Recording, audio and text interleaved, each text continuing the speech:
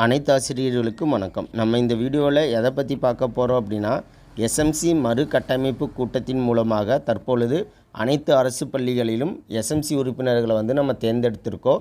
So ஒவ்வொரு பள்ளியிலும் 20 உறுப்பினர்கள் நம்ம தேர்ந்தெடுத்திருக்கோம். ஸோ அவங்களுடைய டீட்டெயிலை எமிஸ் வெப்சைட்டில் பதிவு செய்ய சொல்லியிருக்கிறாங்க. அந்த மெம்பர்ஸுடைய டீட்டெயில் எவ்வாறு நம்முடைய ஸ்கூல் லாக்கினை பயன்படுத்தி பதிவு செய்வது அப்படின்னு சொல்லிட்டு தான் நம்ம இந்த வீடியோவில் பார்க்க போகிறோம். ஸோ உங்கள் மொபைலில் இருக்கக்கூடிய க்ரோம் ப்ரௌசரை ஓப்பன் பண்ணிக்கோங்க. ஓப்பன் பண்ணிவிட்டு அதில் வரக்கூடிய சர்ச் பாக்ஸில் emis.tnschools.gov.in அப்படிங்கிறத டைப் பண்ணிவிட்டு என்டர் பண்ணுங்கள்.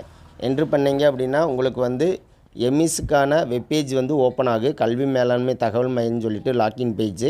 இல்லை யூசர் நேம் அப்படிங்கிற இடத்துல உங்களுடைய ஸ்கூலுக்கான எம்இஸ் ஐடியை டைப் பண்ணிக்கோங்க. பாஸ்வேர்டு அப்படிங்கிற இடத்துல எம்இஸ்க்குரிய பாஸ்வேர்டை டைப் பண்ணிவிட்டு லாக்இன் அப்படிங்கிறத கொடுங்க. இப்போ நான் லாக்இன் அப்படிங்கிறத கொடுக்குறேன். நீங்கள் லாக்இன் பண்ணோடனே உங்களுக்கான டேஷ்போர்டு வந்திருக்கு. இதில் லெஃப்ட் சைடு பார்த்தீங்க அப்படின்னா எஸ்எம்சி ரீகான்ஸ்டிடியூஷன் சொல்லிட்டு ஒரு டைட்டில் கொடுத்துருப்பாங்க. அதை கிளிக் பண்ணுங்கள். கிளிக் பண்ணிவிட்டு நீங்கள் என்ன பண்ணணும் அப்படின்னா, இந்த டேஷ்போர்டை ஹைட் பண்ணுறதுக்கு மேலே இருக்கக்கூடிய அம்புக்குரிய கிளிக் பண்ணுங்கள். கிளிக் பண்ணிங்கன்னா அது ஹைட் ஆகிரு. இப்போ பார்த்தீங்க அப்படின்னா எஸ்எம்சி உறுப்பினர்களை பதிவு செய்வதற்கான பேஜ் உங்களுக்கு ஓப்பன் ஆகிடுச்சு. இதில் பாருங்கள், உங்களுக்கு ஹைலைன்ஸ் கொடுத்துருப்பாங்க. இதில் ஃபஸ்ட்டு என்ன அப்படின்னா, மொத்தம் இருக்கக்கூடிய மெம்பர்ஸில் 75% பேரண்ட்ஸாக இருக்குன்னு சொல்லிட்டு கொடுத்துருக்குறாங்க. ரெண்டாவது பாயிண்ட் பார்த்தீங்க அப்படின்னா, மொத்தம் இருக்கக்கூடிய உறுப்பினர்களில் 50% பெண்களாக இருக்கணும் அப்படின்னு சொல்லிட்டு கொடுத்துருக்குறாங்க.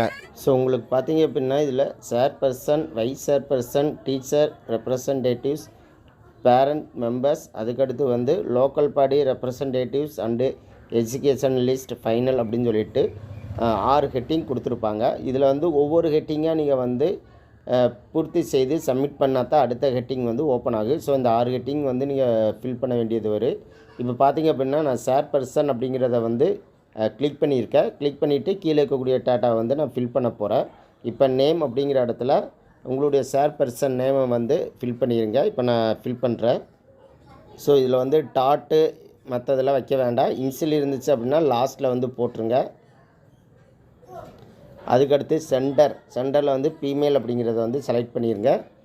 கம்யூனிட்டியில் அவங்க என்ன கம்யூனிட்டியோ அதை நீங்கள் செலக்ட் பண்ணிக்கோங்க. இப்போ நான் செலக்ட் பண்ணுறேன்.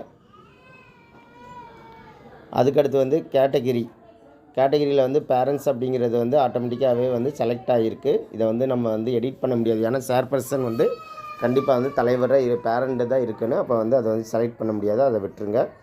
சப் கேட்டகிரி அப்படிங்கிற இடத்த கிளிக் பண்ணுங்கள். கிளிக் பண்ணிங்க அப்படின்னா இதில் பேரண்ட் ஆஃப் சிடபிள்யூஎஸ்என் என்னவோ அது கேட்டிருப்பாங்க. ஸோ இப்போ பேரண்ட்டு, அதனால் நான் பேரண்ட் அப்படிங்கிறத கொடுக்குறேன். அதுக்கடுத்து ஆதார் நம்பர், அவங்களுடைய ஆதார் நம்பர் இருந்தால் டைப் பண்ணுங்கள், இல்லைன்னா வேண்டாம். இது மானிட்டரி கிடையாது, அதனால் நான் விட்டுறேன். அதுக்கடுத்து எஜுகேஷனல் குவாலிஃபிகேஷன், ஸோ அவங்க என்ன படிச்சிருக்கிறாங்கன்னு சொல்லிட்டு போடுங்க. இப்போ டிகிரி முடிச்சிருக்காங்க, அதனால் நான் யூஜின்னு சொல்லிட்டு நான் போட்டுக்கிறேன். அதுக்கடுத்து லிட்டரசி ஸ்டேட்டஸ் அப்படிங்கிற இடத்துல லிட்டரேட் அப்படிங்கிறத நான் கொடுத்துருக்குறேன். அதுக்கடுத்து பார்த்தீங்க அப்படின்னா ஆக்குபேஷன் அப்படிங்கிற இடத்துல அவங்களுடைய தொழில் என்னவோ அதை போடணும். இப்போ பார்த்தீங்க அப்படின்னா அவங்க நான் ஒர்க்கர்ஸ், அதனால் நான் நான் ஒர்க்கர்ஸ் அப்படின்னு சொல்லிட்டு நான் போட்டுக்கிறேன். Class of the child, so இந்த சைல்டு அதாவது இந்த பேரண்டுடைய குழந்தை எந்த கிளாஸ் படிக்குதுன்னு சொல்லிட்டு கேட்டிருக்கிறாங்க. இப்போ இந்த பேரண்டுடைய குழந்தை 3rd ஸ்டாண்டர்ட் படிக்குது, அதனால் தேர்டு அப்படிங்கிறத கிளிக் பண்ணிக்கிறேன். நெக்ஸ்ட்டு பார்த்தீங்க அப்படின்னா section of the child, so அவங்க என்ன செக்ஷனோ அதை கிளிக் பண்ணிடுங்க. இப்போ நான் கிளிக் பண்ணிக்கிறேன். அதுக்கடுத்து name of the child, so அந்த கிளாஸில் இருக்கக்கூடிய குழந்தைகளுடைய பேர் எல்லாமே வந்திருக்கு. அதில் எந்த குழந்தையுடைய பேரண்டோ அந்த குழந்தையுடைய பேரை நோட் பண்ணிக்கோங்க. நெக்ஸ்ட்டு பார்த்தீங்க அப்படின்னா அட்ரஸ், ஸோ அவங்களுடைய அட்ரஸ் என்னவோ அதை நீங்கள் டைப் பண்ணிக்கோங்க. ஸோ அட்ரஸில் ஃபுல் அட்ரஸை நீங்கள் டைப் பண்ணிடுங்க.